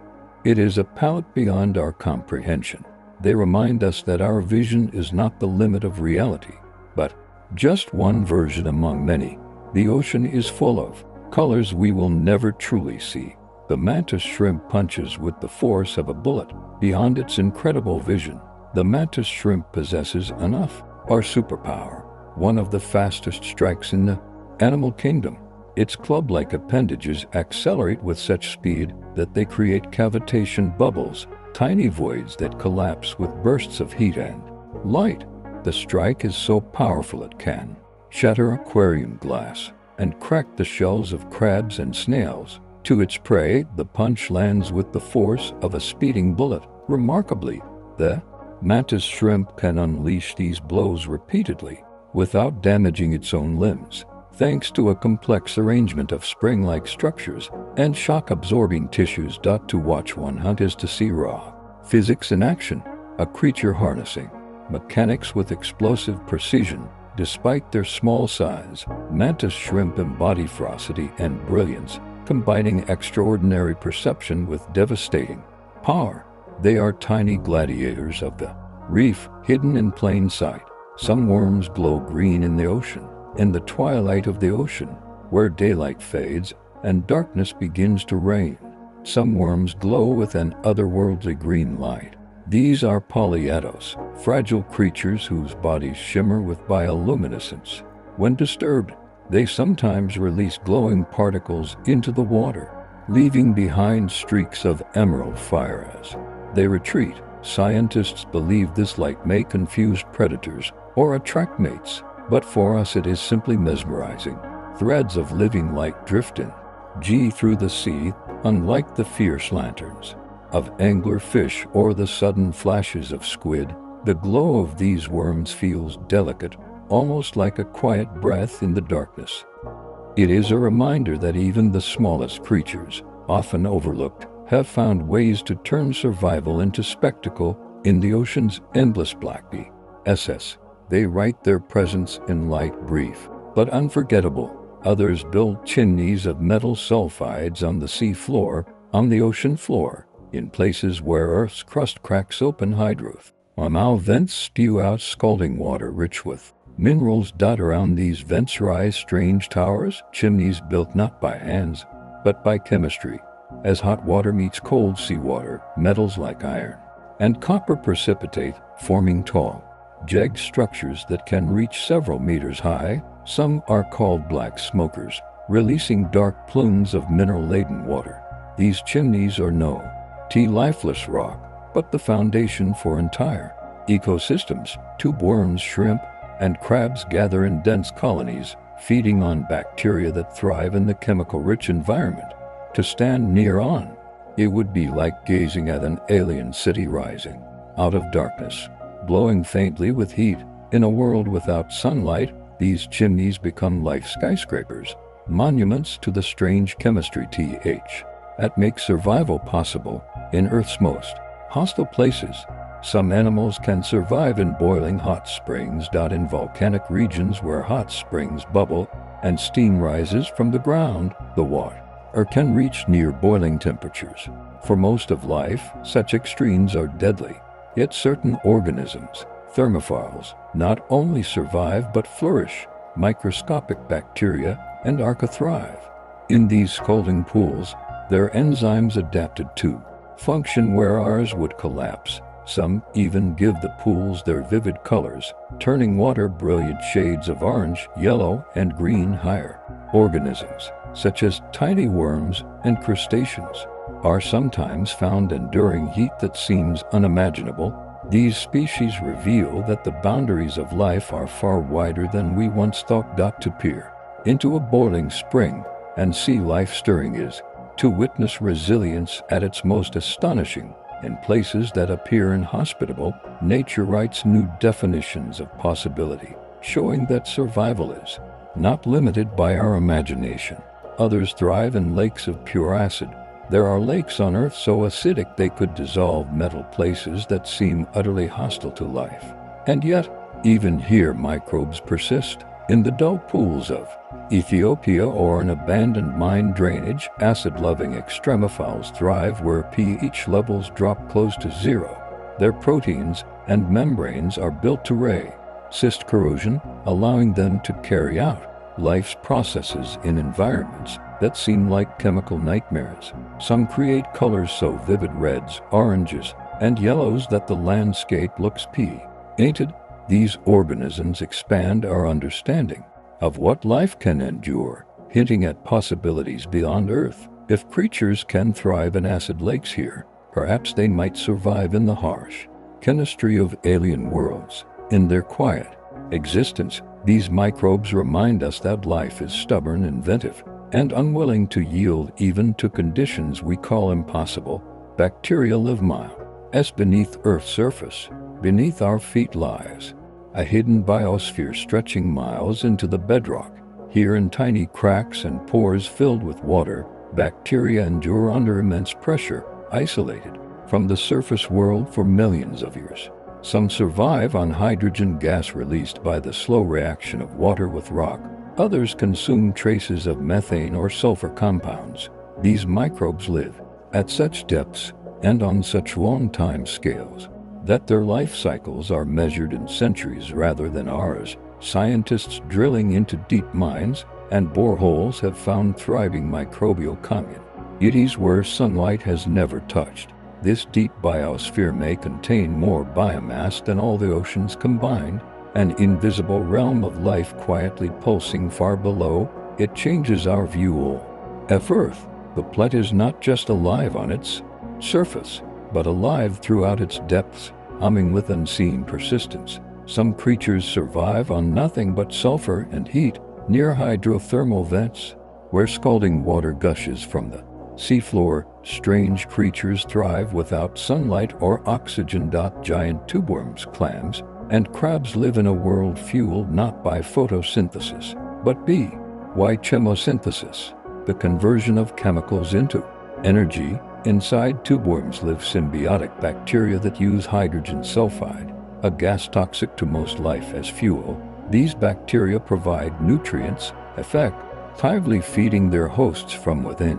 The worms, with blood-red plumes and bodies stretching meters long, look like alien beings rooted in darkness. To us, their world seems unlivable, hot, toxic, and pitch black. Yet here, life flourishes abundantly, proving that Earth does not rely solely on the sun. These sulfur-powered communities remind us that life is adaptable beyond measure, finding energy wherever it can, transforming poison into sustenance. Extremophiles show that life can exist in almost any condition: boiling heat, freezing cold, crushing pressure, deadly radiation, acidic pools, alkaline lakes. Everywhere humans once thought life could not exist, it has been found. The creatures that inhabit these extremes are called extremophiles, and they challenge every assumption about biology. Some bacteria endure radiation levels thousands of times greater than what would kill us. Others survive desiccation so complete that they can lose nearly all their water, lying dormant for decades until revived. Collectively, extremophiles show us that the conditions for life are not narrow but astonishingly broad. This realization reshapes not only how we see Earth, but how we imagine life elsewhere. If microbes can thrive in acid and ice in boiling vents, then perhaps on Mars, Europa, or Titan, something lives unseen. Extremophiles whisper that life is not fragile but tenacious, perhaps universal, waiting wherever conditions permit. Birds are living dinosaurs. When you look at a robin perched on a fence or a hawk circling high above, you are seeing the living legacy of dinosaurs. Birds are not just related to them, they are dinosaurs, the descendants of theropods like Velociraptor. Feathers first evolved long before flight, each possibly for insulation or display, and were later adapted for gliding and soaring. Even now, bird skeletons carry echoes of their reptilian ancestors, from their hollow bones to their clawed feet. The realization that birds are dinosaurs reshapes how we view the past. The mighty lineage of creatures that once ruled Earth never truly ended, but took to the skies. Every chirp, every flutter, every flock in flight is a continuation of a story more than 200 million years old. Dinosaurs still walk around, they perch in trees and sing at dawn. Crocodiles have changed little in 200 million years. If birds are the dinosaurs that evolved, crocodiles are the ones that endured. Modern crocodiles closely resemble their ancient ancestors, having changed little in form for our over 200 million years. Their bodies are so well adapted, armored skin, powerful jaws, and stealthy ambush tactics that evolution had little reason to alter them. Crocodiles witnessed the rise and fall of dinosaurs, the splitting of continents, and the emergence of mammals, yet they remain. Their survival owes much to patience and efficiency. They can slow their metabolism, endure long periods without food, and thrive in rivers, swamps, and coasts across the world. To see a crocodile sunning itself on a riverbank is to glimpse prehistory alive in the present. They are living fossils, remind us that sometimes the greatest evolutionary strategy is not constant change, but timeless perfection. Some fish have lungs as well as gills. Most fish breathe only through gills, extracting oxygen from water.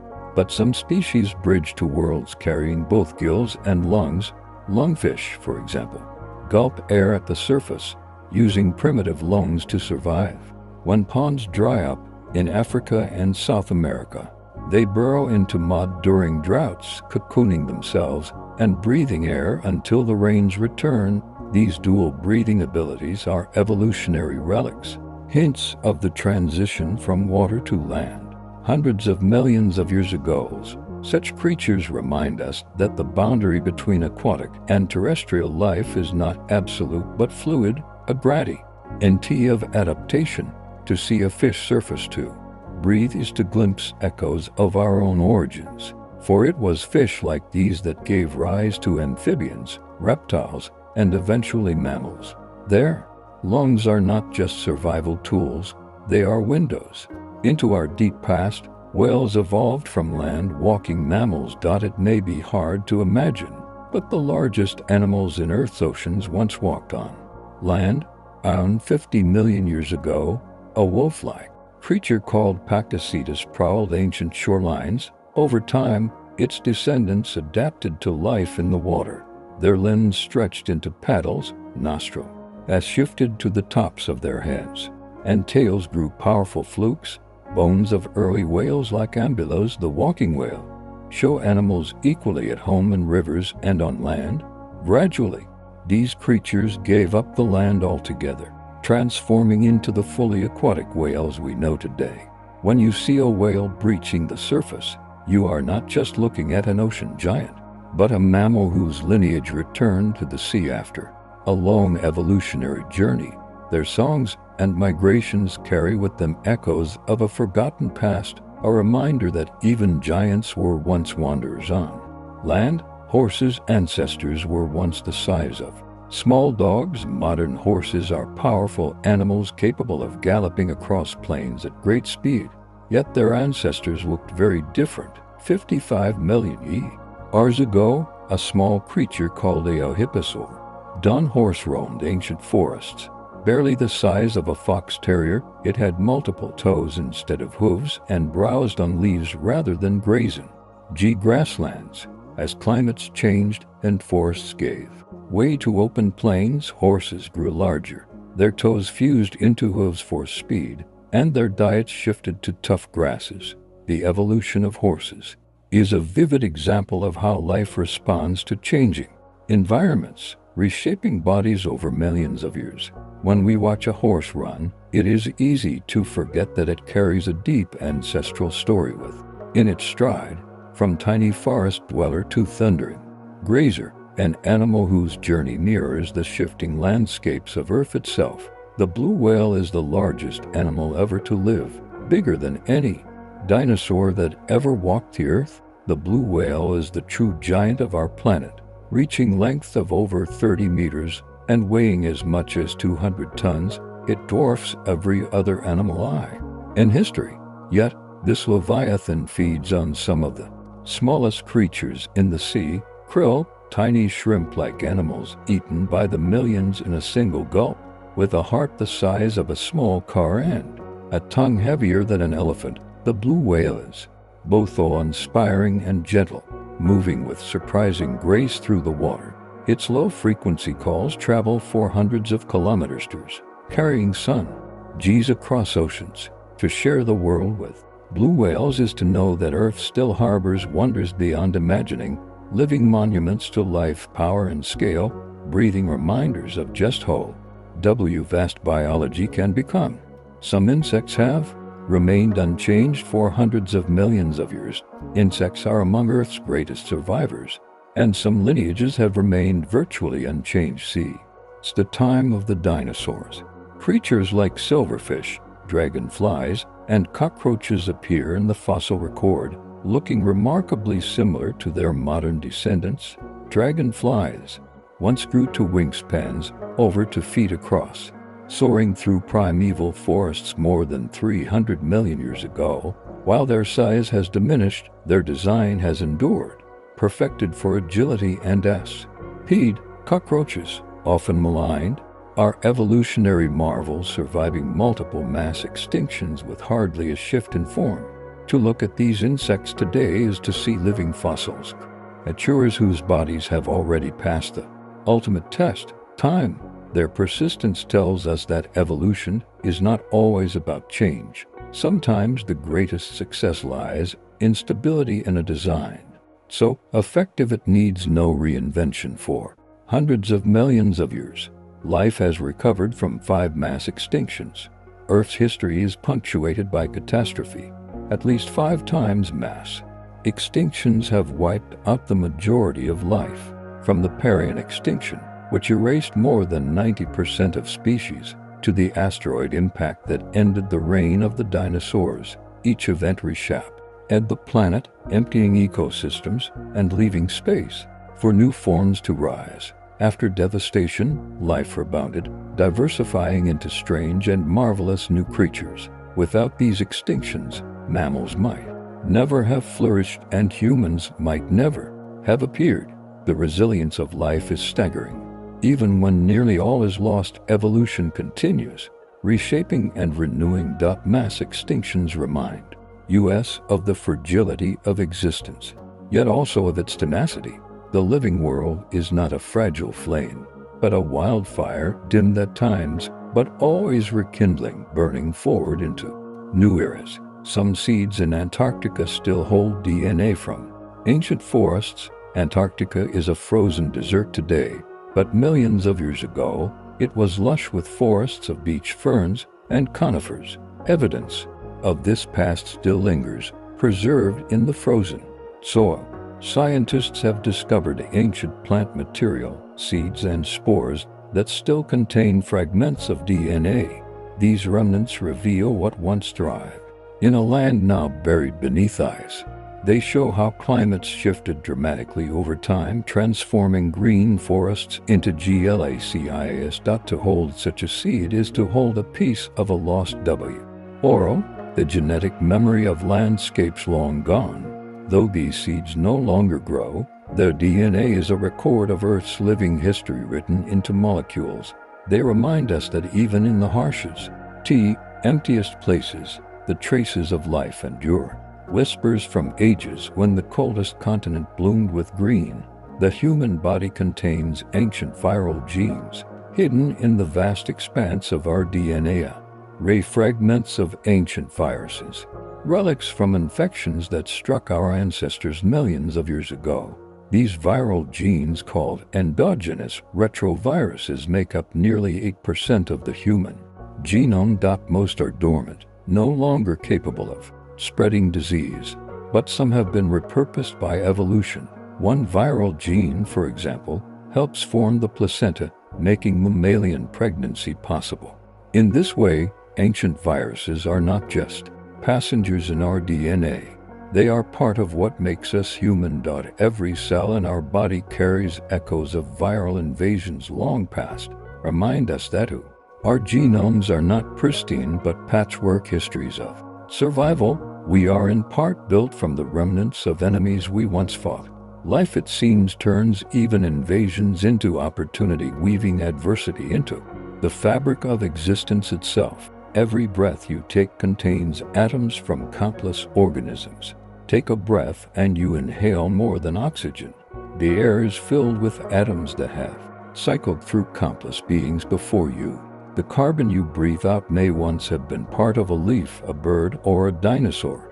The oxygen you inhale might have passed through the lungs of an ancient mammoth or swirled in the blood of a whale. Because atoms are endlessly recycled, every breath ties us to the entire history of life. With each inhalation, we participate in an unbroken chain stretching back billions of years. Breathing becomes more than survival. It becomes communion with forests, oceans, and creatures long vanished. To breathe is to share in the story of Earth, to carry within us fragments of all that has ever lived. Every breath is a reminder that life is not separate, but shared. All life on Earth shares the same genetic code. From bacteria high den in deep sea vents to oak trees reaching for sunlight, from hummingbirds to humans, all life is written in the same chemical alphabet. DNA composed of just 4 nucleotides underlies every organism. On Earth, the universality of this code is astonishing. The instructions that build a mushroom are written in the same language as those that build a whale. This shared heritage suggests that all life descends from a common ancestor, a single spark billions of years ago that blossomed into endless forms. The fact that we share genetic kinship with insects, fish, and trees dissolve the illusion of separation. It reveals a profound truth. Earth's living world is one family, endlessly branching yet rooted in the same origin. In every genome, from simplest microbe to human being, lies the same signature, a universal poem of existence. You are made of atoms forged in ancient stars. Long before Earth existed, stars lived and died in brilliant explosions, called supernovae. Within their fiery cores, elements heavier than hydrogen and helium were forged: carbon, oxygen, iron, calcium. When those stars exploded, they scattered these building blocks across the galaxy. Eventually, they coalesced into planets, oceans, and living beings. The calcium in your bones, the iron in your blood, the oxygen you breathe, all were born in stars had died billions of years ago. To realize this is to feel both small and infinite. You are not separate from the cosmos, but a piece of it, carrying stardust in every cell. The universe dreamed itself into atoms, and those atoms became you. When you look at the night sky, remember that you are not just gazing at stars, you are gazing at your own ancient kin. And so, dear listener, our journey through the wonders of life on Earth comes to a quiet close. Together, we've drifted across forests and seas, deserts and mountains, through the deep past and the hidden present. We've wandered with ancient creatures, glowing worms, and whales that sing. Across oceans, we followed the story of life as it stretched, adapted, endured, and reshaped itself again and again. If your eyes feel heavy now, you can let them close. Let the rhythm of your breath become steady like waves upon a shore, like the beating of wings, like the tide of life itself. Each breath connects you to everything that has ever lived, a single strand in the vast unbroken web of Earth's story. If you've enjoyed this journey, I invite you to like, subscribe, or leave a comment when you next awaken. It helps this channel continue to grow, and it lets us keep sharing these quiet stories of wonder with the world. But for now, there is nothing more you need to do. You are part of this planet, part of its ancient rhythm, part of its great unfolding mystery. Let that thought cradle you gently, like the sea holding its creatures, like the earth holding all its life. Sleep well, dream softly, and remember, you carry the story of stars and oceans within you. Good night.